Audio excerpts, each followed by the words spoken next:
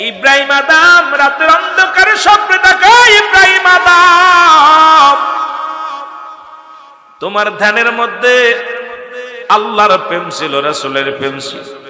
এখন দেখি তোমার ধ্যানের মধ্যে আছে গুলে জান্নাতের প্রেম। চিন্তার কোনো কারণ নাই, চিন্তার কোনো কারণ নাই। ওই গুলে জান্নাতি হবে তোমার বিবি, তুমি হবা গুলে জান্নাতের স্বামী।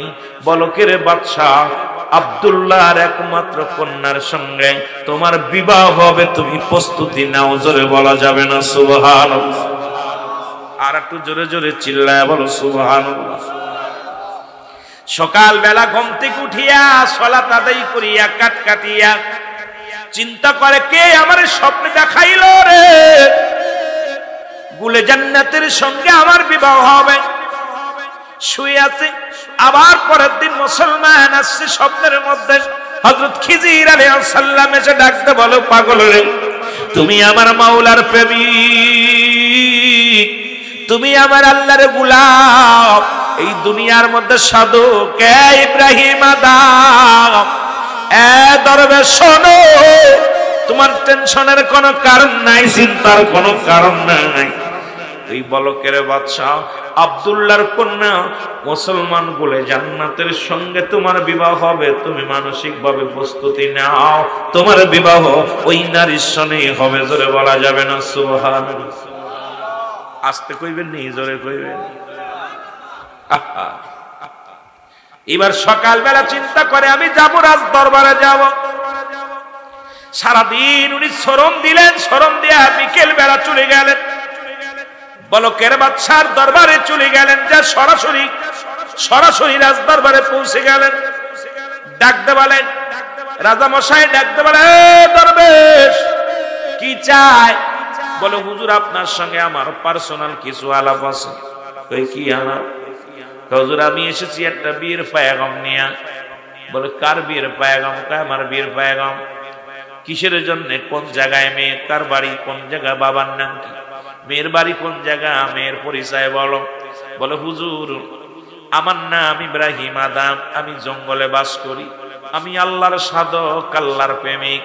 হুজুর আপনার কাছে এসেছি, আপনার একমাত্র কন্যা গুলে জান্নাত, ওই গুলে জান্নাতকে আমি বিবাহ করতে চাই। জোরে জোরে চিল্লায় বলা যাবে না সুবহানাল্লাহ? কাকে বিয়ে করতে চায়? গুলে জান্নাতকে বিয়ে করতে চায়। এর বলকের বাদশা আব্দুল্লাহ বলে, ও পাগল, ও পাগল, তোমার পরিচয় কি বলো? বলে, আমার জঙ্গলে বাড়ি, জঙ্গলে খায়, ওই জঙ্গলে ঘুমায়, এই দুনিয়ার মধ্যে আমার কিচ্ছু নাই। এসেছি আমি স্বপ্নের মধ্যে, গুলে জান্নাতের চেহারা দেখে আমি পাগল হয়ে গেছি। আপনার কাছে আমার দাবি, ওই গুলে জান্নাতের সঙ্গে আমার বিবাহ করায় দেন। গুলে জান্নাতকে আমি বিয়ে করতে চাই, আমি তার স্বামী হতে চাই, আপনি আমার বিবাহ বন্ধনের ব্যবস্থা করেন। রাজা কয়, বাবা আমি রাজি। রানীও কয়, আমি রাজি, তবে আজকে কিছু বলতে পারবো না, আমাকে একটা সপ্তাহ সময় দাও। একটা সপ্তাহ সময় যদি আমি পাই, তুমি আগামী জুম্মার দিনে আসবা। আগামী জুম্মার দিনে আমি আমার মেয়ের কাছে শুনে আমি সব তোমার বিয়ের ব্যবস্থা করে দিব। বাবা আগামী জুম্মার দিনে তুমি আসবা, তোমার সঙ্গে গুলে জান্নাতের বিবাহ হবে। জোরে জোরে চিল্লায় বলা যাবে না সুবহানাল্লাহ? একদিন, দুদিন, 3 দিন করে সপ্তাহ পেরে গেল। এ নবীর প্রেমিকেরা শোনো, ও নবীর আশিকেরা শোনো, আমার আল্লাহ রাব্বুল আলামিন আশিকের ফরিয়াদ, গোলাম রে এই দুনিয়ার মধ্যে কোন জায়গা থেকে নিরাশ করে না, রহমতে ভরপুর করে দেয়। কারণ আমরা রহমতের নবীর আমার উম্মত। জোরে জোরে চিল্লায় বলেন ঠিক কিনা? আরো জোরে জোরে চিল্লায় বলেন ঠিক কিনা? সপ্তাহ পার হয়ে গেছে, শুক্রবার হয়ে গেল। সালাত আদায় করেন ইব্রাহিম আদম সাধক ব্যক্তি চলে গেলেন। কোথায়? বালকের বাদশার কদমে চলে গেলেন। যা দেখা হলো, সালাম বিনিময় করলেন। দেখা হলো, বাবা আমি আইছি। বলে, আইসো বাবা, শোনো আমিও রাজি, আমার বিবিও রাজি, তবে আজকে আমার একটা জরুরি মিটিং আছে, এই মিটিং এর কারণে আমি এখানে থাকতে পারবো না। সব ডিসিশন আমি বলে দিছি আমার উজিরের কাছে, তুমি উজিরের সঙ্গে পরামর্শ করে বিবাহ তারিখগুলো ঠিক করে নাও। আমি তোমার কাছে এই কথা বলে চালাকি করে বাদশা চলে গেলেন। কারণ বাদশা চিন্তা করে এই পাগলের লগে দাড়িওয়ালা টুপিওয়ালার লগে কেমনে মায়া দিব। আমার মায়া হলো ডিজিটাল মায়া, আর হুজুর হলো দাড়িওয়ালা টুপিওয়ালা পাঞ্জাবি পরালা, এর লগে কেমনে মেয়ে বিবাহ দিব? এটা সম্ভব নয়। এখন আমি তো সরাসরি নাও বলতে পারি না, যেহেতু উনিও একজন আল্লাহওয়ালা, আমিও আল্লাহওয়ালা। ও মুসলমান, উনারও মুসলমান, শুনে নাও। ও নবীর প্রেমিকারা শুনে নাও। এখন উজিরে দিয়া বিয়েটা যে কোনো কৌশলে ক্যান্সেল করতে হবে। ডাকতে বলে উজির রে, উজিরের সঙ্গে আগেই পরামর্শ করে রাখছে। এখন উজিরের কাছে চলে গেলেন ইব্রাহিম আদম। উজিরের কাছে যা বলে, হুজুর সম্মানিত উজির, আমাদের আপনাদের বলকের বাদশা আব্দুল্লাহ বিশেষ কারণের জন্য উনি বাহিরে চলে গেছে, আপনার সঙ্গে কথা বলে ভুলে যান না তার আমার বিবাহের কর্মকাণ্ড শেষ করতে বলেছে। এখন আপনি সব ডিসিশন দিবেন, আপনি বলেন। উজির কয়, দাঁড়াও, শুনে নাও, শুনে নাও। যেহেতু বলকের বাদশাও রাজি, রানীও রাজি, ও বাবা আমিও রাজি, রাজ দরবারে সবাই রাজি। তবে তো যার সঙ্গে যার বিয়া হবে ওই মেয়েটার কাছে একটু জানার দরকার আছে, রাজকন্যার কাছে একটু জানার দরকার। সে যদি রাজি না হয় তোমার সঙ্গে তো বিবাহ হবে না। বাবা আমাকে একটু সুযোগ দাও, আমি জেনে আসি, দেখি রানী, আমি জেনে আসি রাজকন্যা রাজি আছে কি না। জোরে জোরে চিল্লায় বলা যাবে না মারহাবা, জোরে জোরে চিল্লায় বলা যাবে না আল্লাহু আকবার। উজিরের চালাকি বুঝতে পারে নাই বাদশা। মুসলমান শোনো, ইব্রাহিম আদম বুঝতে পারে নাই। রাম ওই রাজকন্যার কাছে না যাইয়া পথ থেকে ফিরে আসলেন। কিছু পথ যায় ফিরে এসে বলে, বাবা গুলে জান্নাত বিবাহে রাজি হয়ে গেছে, তবে একটা শর্ত দিছে। সেই শর্তটা হলো এই যে গুলে জান্নাত আমার কাছে দামি এই মুক্তার মালা, এই হীরার মালা, হীরার যে গহনা, এই রকম যদি আর একটা গহনা তুমি এনে দিতে পারো তাহলে গুলে জান্নাত তোমার সঙ্গে বিবাহ বন্ধনে আবদ্ধ হবে। আর যদি এই রকম যদি তুমি এ মুসলমান মনি মুক্তা এনে না দিতে পারো, বিয়ে তো দূরের কথা, শিরচ্ছেদ করা হবে। এই জমিনের মধ্যে পা রাখতে পারবা না, এই জমিনের মধ্যে আসতে পারবা না। ইব্রাহিম আদম ডাক দে বলে, উজির সাহেব ভালো করে দেখান, দিবালাটা আমাকে দেখান। এবার উজির কয়, দেখাইলেন সুন্দরভাবে, মণিমুক্তাটা দেখাইলেন, এই সুন্দর গহনা খানা দেখাইলেন। দেখা ইব্রাহিম আদম চোখের পানি ছেড়ে কান্দে আর বলে, আল্লাহ, এই মণিমুক্তা তো পৃথিবীর কোন রাজা বাদশার কাছে ছাড়া কারোর কাছে থাকে না। আল্লাহ, আমি গুনাহগার, আমি তোমার জঙ্গলে খাই, জঙ্গলের মধ্যে ঘুমাই, আমি পাগলের ভরসা কেবল তুমি রে আল্লাহ। আমি ইব্রাহিম আদমের ভরসা তুমি।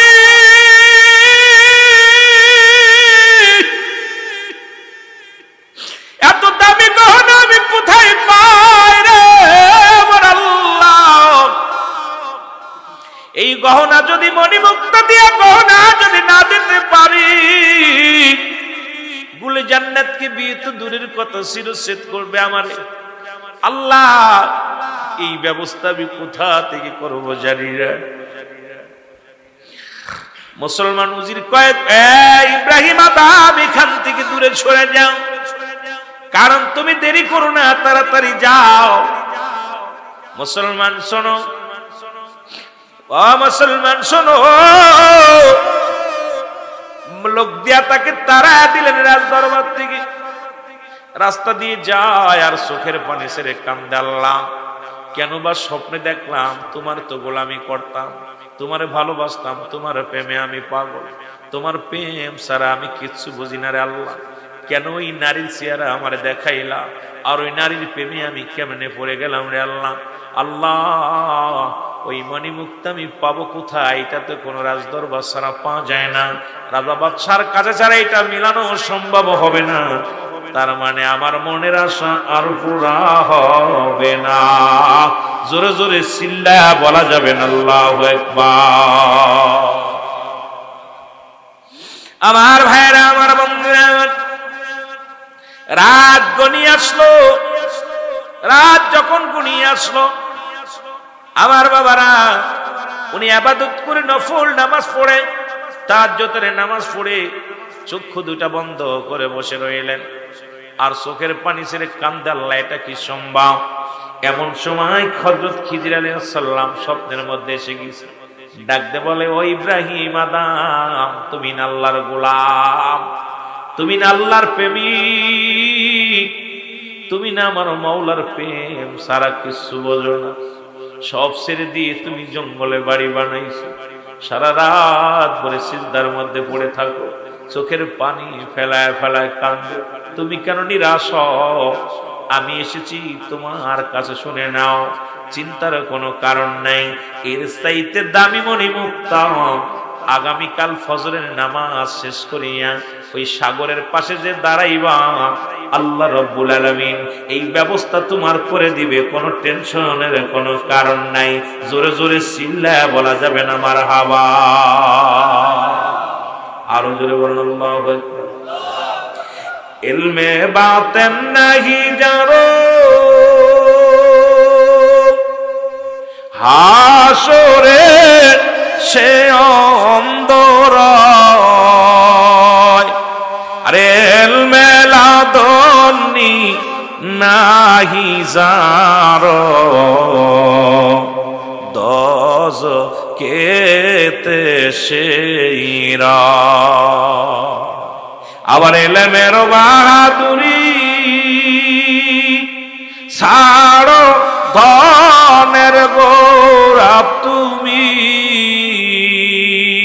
ও ভাই কামেলের পদ তলে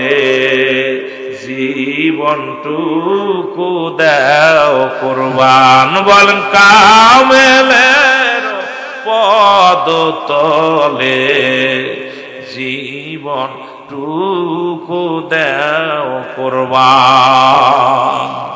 কামেল মোকামেল অলি আসলো যারা এ ধারায়, তার কদমে সময় থাকতে নিসার হইয়া যাও। ওরে তার কদমে সময় থাকতে নিসার হইয়া যাও। লা ইলাহা, জবান খোলে লা ইলাহা, আরো জোরে লা ইলাহা, লা ইলাহা মুহাম্মদ সাল্লাল্লাহু আলাইহি ওয়াসাল্লাম। দেখনা ফরিদ করিল দান, অমূল্য চক্ষুরত,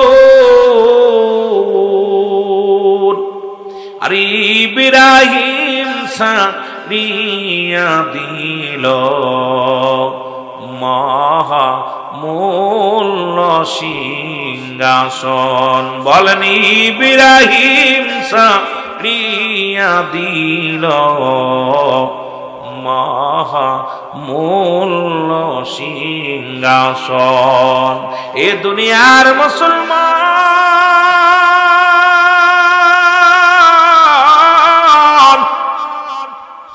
ইব্রাহিম আদম সকালবেলা যাইয়া সাগরের পাশে দাঁড়াইয়া ডাকতে বলে, আমার মালিক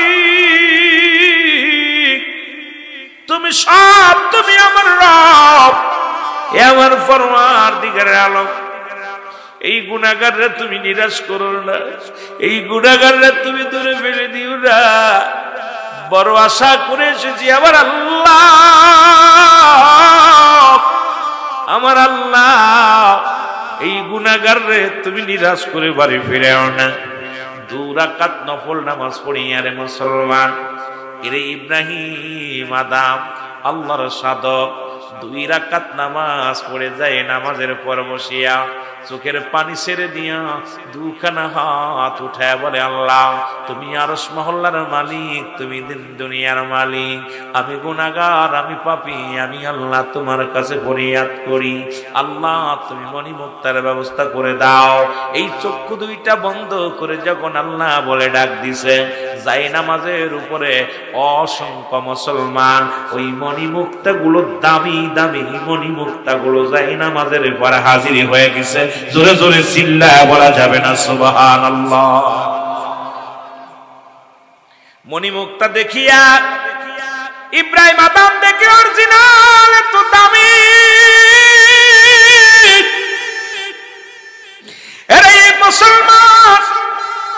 এই মুসলমান সমুদ্র থেকে, সাগর থেকে খিজির আলাইহিস সালাম মুসলমান শোনো, উনি এসে ডাক দিল, হামের মাধ্যমে ডাকতে বলে, ইব্রাহিম আদম এত পাগলামি করিস না, তারা কারণ রাজকন্যা রাজি হয় না, রাজকন্যা রাজি হয় নাই, তোমার সঙ্গে বিয়ে হবে না। এমন একজন পাগলের সঙ্গে বিয়ে হতে পারে না। তোমার দাড়ি আছে মুখের মধ্যে, কারণ তুমি টুপি মাথায় দাও, পাঞ্জাবি গায়ের মধ্যে, দাড়িওয়ালা টুপিওয়ালা, এই দরবেশ রাজকন্যা পছন্দ করবে না, সুতরাং তোমার সঙ্গে বিয়ে হবে না। ইব্রাহিম আদম কয়, যেহেতু বলকের বাদশা আব্দুল্লাহ রাজি, তার বিবি রাজি, মেয়েও রাজি, আমাকে বালা দেখাইছে, আমার অলংকার দেখাইছে, এইরকম আর একটা অলংকার আনলে বিয়ে হবে। আমি তো ওই রকম একটা আনি নাই, ওই রকম আর অনেকগুলো আনছি, এখন কেন হবে না? এবার উজির কি করলেন, তাকে ধইরা ধাক্কা দিয়ে ফেলে দিলেন, ইব্রাহিম আদমকে পিটাইয়া রক্তাক্ত করলেন, মারিয়া গায়ের মধ্যে কিল ঘুষি মারিয়া রক্তাক্ত করিয়া বেহুশ করে ফেললেন। ইব্রাহিম আদম জমিনের মধ্যে বেহুশ হয়ে পড়ে গেলেন। উজির তাকের বডিখানা লোকজনরে বললেন, এই বডিখানা নিয়ে জঙ্গলের মধ্যে ফেলে আসো। উজিরের পরামর্শ অনুযায়ী, এই ভণ্ড প্রতারক এর পরামর্শ অনুযায়ী ইব্রাহিম আদমকে জঙ্গলের মধ্যে ফেলে দিল। কিছুক্ষণ পরে আসরের নামাজের সময় হয়ে গেল। এবার ইব্রাহিম আদমের হুশ হলো, হুশ হইয়া চোখের পানিগুলো ছেড়ে দিয়ে বলে, আল্লাহ আমি তোমার গোলাম, তুমি কি স্বপ্নে আমারে দেখাইলা? আল্লাহ জীবনের বিয়ের কথা মনে আনবো না, জীবনের রাজকন্যার কথা আমায় মনে আনবো না, কোনদিন চিন্তা করবো না, কোনদিন আর এই ভাবনা ভাববো না রে আল্লাহ, তুমি আমার নিরাশ করে দিও না রে আল্লাহ। আল্লাহ তুমি আবার যদি বুইলা যাও, তুমি যদি ফেলে দাও, আমি ইব্রাহিম আদম কোথায় যাব রে আমার মাওলা? কানতে কানতে ইব্রাহিম আদম ওই জঙ্গলের মধ্যে ছোট কুটিরের মধ্যে চলে গেলেন। যাইয়া রাতের অন্ধকারে ইবাদত বন্দেগীর মধ্যে কাটাইতে লাগলেন। এর অল্প একটু ঘুমের জুল আসলেন, ইব্রাহিম আদম যাই নামাজের পর শুয়ে পড়লেন। এদিকে খিজির আলাইহিস সালাম ডাক দিয়ে বলে, ইব্রাহিম রে, ও আদম তুমি ধৈর্য হারা হয় না, ইমানদারের পরীক্ষা হয়, তুমি পরীক্ষায় ফেল করে গেলে চলবে না। তুমি ভাবছো কি ওই তুমি টেনশনের কোনো কারণ নাই, তোমাকে মারছে, ওই ভুলে জান্নাতের সঙ্গেই তোমার বিবাহ হবে, এটা আমার মাওলা লিখে রাখছে, সুতরাং টেনশনের কোনো কারণ নাই, চিন্তার কোনো কারণ নাই। আল্লাহ রাব্বুল আলামিন তোমার সঙ্গেই ভুলে জান্নাতের ফয়সালা করে রাখছে। জোরে জোরে চিল্লায়া বলা যাবে না সুবহানাল্লাহ। এর প্রেমের বিষে ধরছে রে যারে, কি করিবে ও যায় তারের বিষে পরাণ যায়, প্রেমের বিষে পরাণ যায় রে, বলো প্রেমের বিষে ধরছে রে যারে, কি করিবে ও যায় তারের বিষে পরাণ যায়, প্রেমের বিষে পরাণ যায় রে। জোরে বলো মারহাবা, আর একটু জোরে বলো মারহাবা। এ যুবক বন্ধুরা আমার, দিলের কান্না লাগা শোনো গো, ওদিকে গুলে জান্নাত, রাজকুমারী ঘরের মধ্যে বসে আছে। হঠাৎ একটা সাপ এসে রাজকুমারীর পায়ের মধ্যে কামড় লাগায় দিছে। ওই জামানার কোন ঝাড়ুদার পূজা এসে আর বিষ নামাতে পারল না। মুসলমান গাটা কালো হয়ে গেলেন, বিষে বিষাক্ত হইয়া উনি ইন্তেকাল করলেন। ইন্তেকাল করার পর রাজা বড় আশ্চর্য হয়ে গেলেন। এ মুসলমান বলকের বাদশা আব্দুল্লাহ বড় চিন্তিত হয়ে গেলেন। একমাত্র কন্যাকে হারাইয়া পাগলিনী হয়ে গেলেন। কোন হুজা, কোন জারুদার, কোন কবিরাজ এসে বিষ নামাইতে পারলেন না। অবশেষে তারে কাফন পরে দাফন করাইয়া, কাফন পরাইয়া পারিবারিক গোরস্থানে তাকে মাটি দেয়া হলো। মুসলমান যখন মাটি দেয়া হলো, খবর চলে গেল ইব্রাহিম আদমের কাছে। ইব্রাহিম আদম, যাকে তুমি বিয়ে করতে চেয়েছিলে, যার লোকেরা তোমার উপরে আক্রমণ করেছে, সেই গুলে জান্নাত আজকে দুনিয়ার মায়া ছেড়ে চলে গেছে, মারা গেছে। গুলে জান্নাতকে হারাইয়া ইব্রাহিম আদম বড় প্রেশানিত হয়ে গেছে। ইব্রাহিম আদম প্রেশানিত হয়ে গেছে। ও বন্ধু শোনো নাও, দিলের কান্দে লাগা শোনো। ইব্রাহিম আদম কান্দে, চোখের পানি ছেড়ে কান্দে রে। এদিকে আল্লাহ রাব্বুল আলামিন ডাক দে কয়, ও খিজির তাড়াতাড়ি যা, আমার ইব্রাহিম আদমকে সান্ত্বনা দে। বলে জান্নাত ইন্তেকাল করে নাই, বলে জান্নাত বেহুশ হয়ে গেছে, বলে জান্নাতের রূহ আজরাইল কবজ করে নাই। যদিও তার বাবা তারে দাফন করে দিছে, দাফন কাফন করে দিছে। তাড়াতাড়ি যাও, তাড়াতাড়ি যাও। ইব্রাহিম আদম যেন ওই পারিবারিক গোরস্থান থেকে গোলে জান্নাতের দেহখানা তুলে নিয়ে জঙ্গলে চলে যায়। জোরে জোরে চিল্লা বলা যাবে না সুবহানাল্লাহ। আয়েশা দেখে কাঁদতেছে। খিজির আলাইহিস সালাম ডাক দিয়ে বলতেছে, ইব্রাহিম আদম, এত কাঁদো কেন? কয়, আপনি তো বলেছিলেন, স্বপ্নের মধ্যে বলেছিলেন, আপনি ইলহাম দিয়ে বলতেছেন, আপনি তো শুনতেছি আওয়াজ যেগুলো জান্নাতের লোক আমার বিয়ে হবে। আমি তো স্বপ্নের মধ্যে তারা ভালোবেসে ফেলেছিলাম, বিয়ে তো হলো না, এখন তো মারা গেছে। আমিও আমার ওই রাজ্যের মানুষ আমাকে ধরে মারছে, এখন আমি যারা বিয়ে করবো এটাও মারা গেছে বিষে, সাপের বিষে। খিজির আলাইহিস সালাম বলে, না, মরে নাই, শোনো, উনি জিন্দা, বেহুশ হয়ে গেছে, তাড়াতাড়ি কবর থেকে তোলার ব্যবস্থা করো। বেহুশে পড়ে আছে, ওকে দাফন করেছে, ওখানে নিয়ে তাকে এই সেবা যত্ন করলে, কি করলে, বিষ নামাইলে সে জিন্দা হয়ে যাবে, তাকে তোলো, যাও। রাতের অন্ধকারে ইব্রাহিম আদম রওনা হয়ে গেল। এসে দেখে পারিবারিক গোরস্থানে অসংখ্য প্রহরীরা পহারা দিতেছে, লাশ গোরস্থানে পহারা দিতেছে। কি করবে এখন? তো মানুষের চক্ষুর আড়ালে তো কেমনে লাশ উঠাবে, সম্ভব না। বসে আছে উনি, 2 রাকাত নামাজ পড়লেন গোরস্থানের পাশে দাঁড়ায়। ইব্রাহিম আদম, আল্লাহ তুমি আমারে দয়া করে একটা ব্যবস্থা করে দাও, ফয়সালা করে দাও। এখন তো মানুষ এই শুনতে পারলো ইলহামের মাধ্যমে, ইব্রাহিম আদম, টেনশন করিস না, এই যে পাহারা দিতেছে এই লোকগুলো সব ঘুমায় পড়বে, তুমি কবর থেকে লাশ উঠায় নিয়ে যাও। সব লোকজন মিনিটের ভিতরে সব ঘুমায় গেছে। ইব্রাহিম আদম যাইয়া কবর খুইরা লাশখানা তুইলা নিয়া কাঁধে করে নিয়ে চলে গেছে জঙ্গলে যাইয়া ওই ছোট কুঠিরের মধ্যে থুইয়া দেখ কাফনের কাপড় পরা অবস্থায় থুইয়া দিয়া বসে আছে আর কাঁদতেছে, আল্লাহ এখন আমি জাল কোথায় ওরে বাঁচাবো কেমন? তুমি বলছো জিন্দা আছে, আমি তো লাশ উত্তোলন করে আনছি, এখন কি এটা জেতা হবে না মরাস? আল্লাহ তোমার পরে আমার একিন দেল, একিন চিন্তা, একিন ধারণা, আল্লাহ আমাকে এখন বিপদ থেকে উদ্ধার করা, আমি তো আমার দায়িত্ব পালন করছি। জোরে বলা যাবে না সুবহানাল্লাহ। আর একটু ইব্রাহিম আদম বসে আছে, কোথায় লাশকে সামনে নিয়ে, গুলে জান্নাতের দেহখানা সামনে নিয়ে বসে আছে। হঠাৎ দেখে আশপাশে শব্দ শোনা যায়। মুসলমান ইব্রাহিম আদম মনে করছে নিশ্চিত রাজার লোকজন এই লাশ খোঁজার জন্য জঙ্গলের ভিতরে চলে আসছে, যদি ধরতে পায় মেরে ফেলবে। ইব্রাহিম আদম লাশটা থুইয়া একটু আড়ালে দাঁড়ায় গেলেন, জঙ্গলের ভিতরে দাঁড়ায় গেলেন। ওই পথ দিয়ে যাইতেছিলেন দরবেশেরা ব্যবসার জন্য। দেখে একটা লাশ, ঘরের মধ্যে একটা মেয়ের লাশ পড়ে আছে, মুখটা খোলা। ডাক দেওয়ালা, হুজুর সর্বনাশ, এই ঘরের মধ্যে কাফনের কাপড় পরানো একটা লাশ, তাও আবার মেয়ে লাশ, অক্ষত অবস্থায় শুধু মুখটা খোলা, এই লাশটা কে আনলো? মুসলমান সবাই সবাই দৌড়ে গেলেন। মুসলমান কাফেলার সর্দার যিনি, উনি যা দেখলেন অবস্থা, পায়ের দিকে তাকায়, পার কাপড়, ওই কাপড়ের মধ্যে পায়ের মধ্যে রক্ত ঝরতেছে।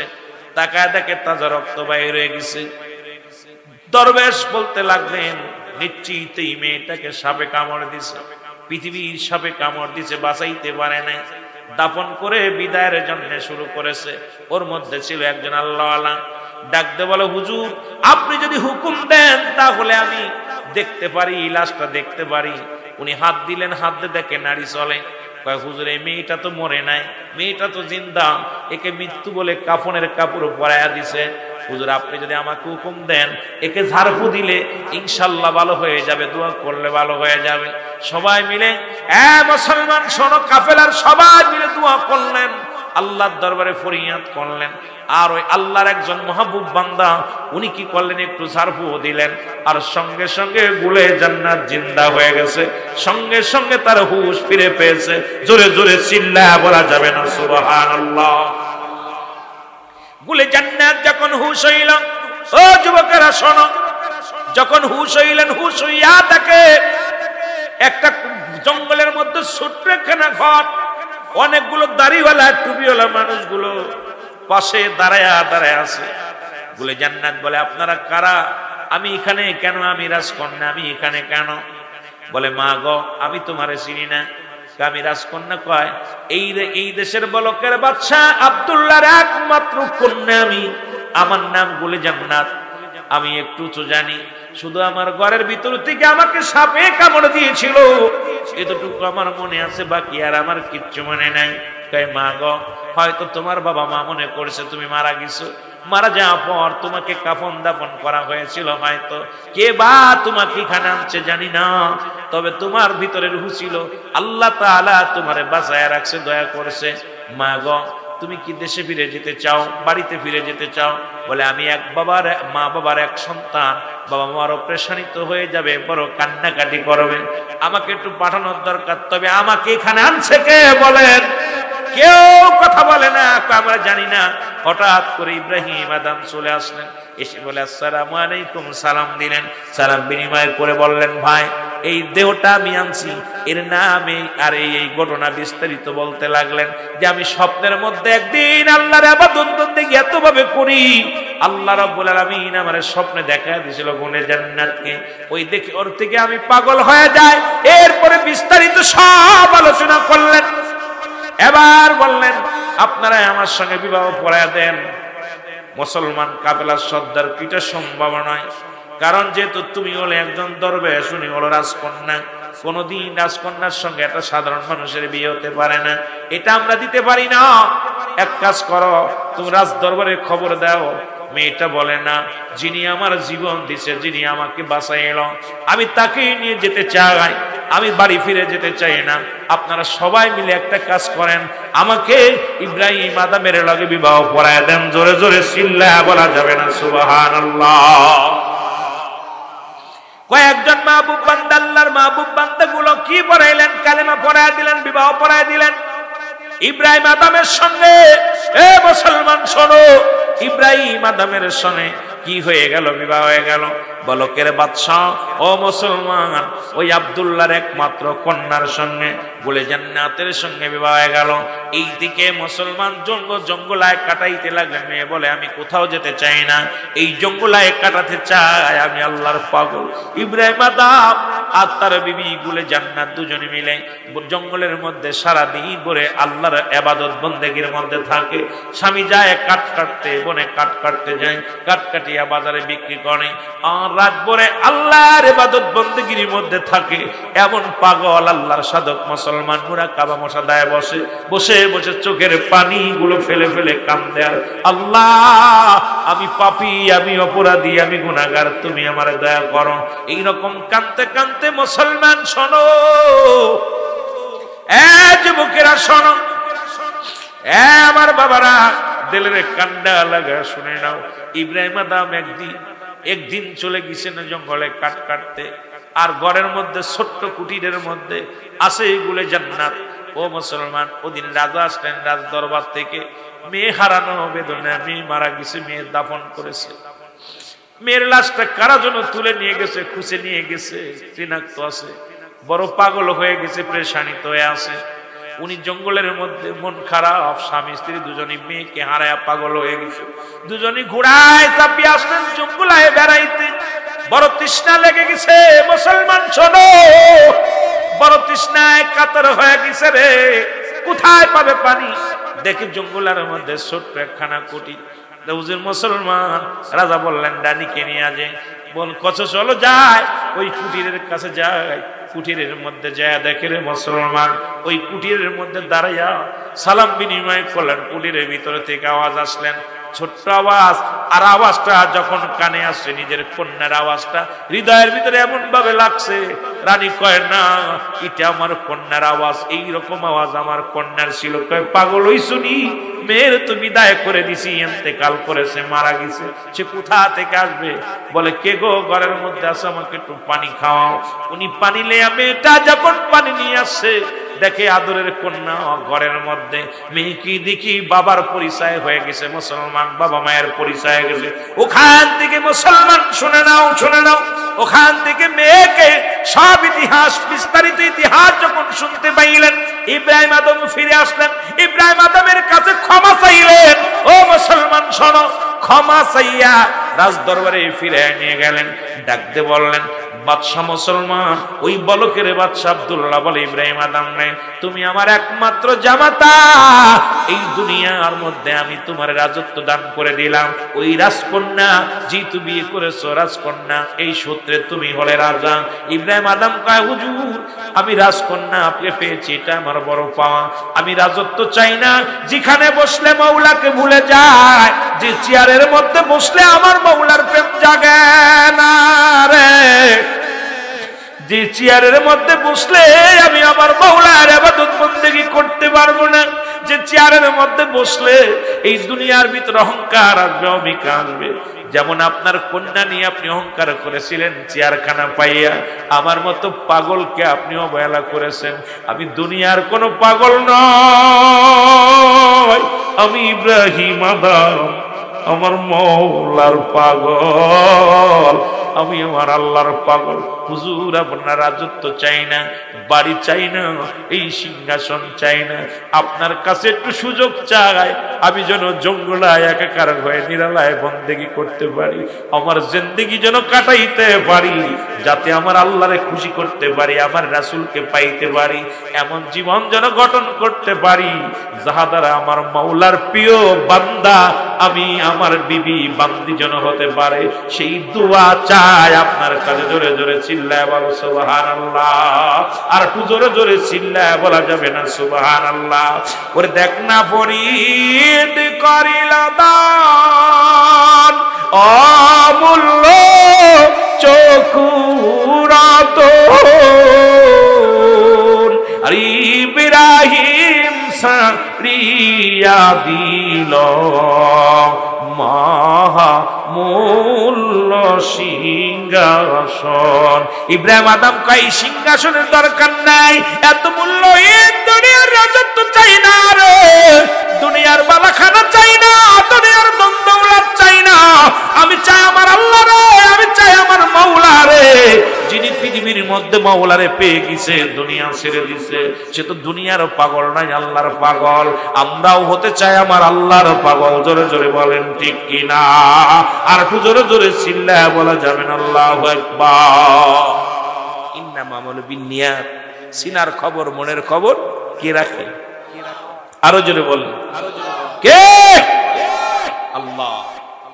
আল্লাহর কাছে চাইতে দেরি, আল্লাহ দিতে দেরি নাই। হয়তো দুদিন দেরি, দুদিন পরে বা দুদিন আগে, হবেই, পুরা হবে। আল্লাহ তাআলা আশা পুরা করবে। জোরে বলেন ঠিক কিনা? এই জন্য সদা সর্বদাই আল্লাহর মুখাপেক্ষী হইতে চাই কি চাই না? আরো জোরে বলেন চাই কি চাই না? আমার ভাইয়ের একটু মহব্বতের সঙ্গে দুরূদ শরীফ পড়েন। আল্লাহুম্মা